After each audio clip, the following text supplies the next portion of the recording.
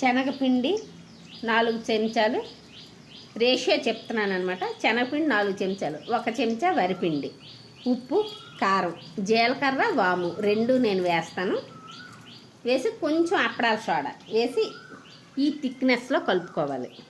ఒకేసారి నీళ్ళు వేసుకోకూడదు, పలచగా అయిపోతే మళ్ళీ కలుపుకోవాల్సి వస్తుంది. అందుకని ముందే కాస్త జాగ్రత్తగా థిక్గా కలుపుకొని కావాలంటే నీళ్ళు వేసుకోవచ్చు.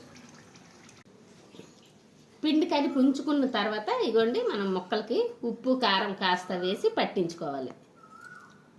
ఇలా పట్టించి 5 నిమిషాలు ఉంచితే ఉప్పు కారం లోపట కూడా ఉంటుంది. బజ్జీ లోపట కూడా మనకు ఉప్పు కారం ఉంటుంది.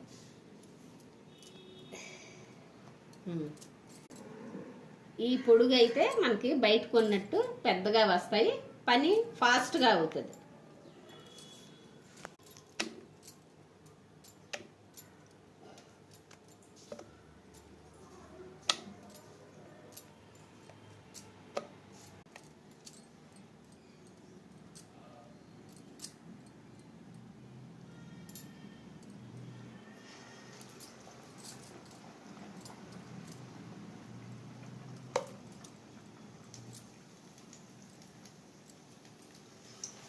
బజ్జీకి కోసేటప్పుడు అరటికాయకి ఆ చివర ఈ చివర ముందు తొక్క తీసి మధ్యలో ఉన్నది అలాగే ఉంచేయాలండి. అప్పుడు మనం అడ్డంగా కోస్తే ఇటు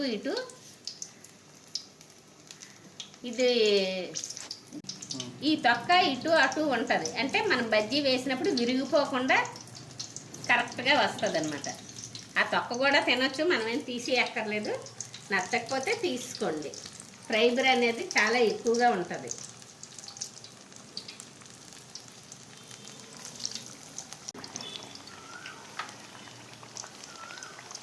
ఇంకాస్త వేగాలి, అప్పుడే తిరగేయడం కావదు. తెల్లగా ఉంది, 2 సార్లు మనం తిరగేయాలి. అటు వేగిన తర్వాత ఇటు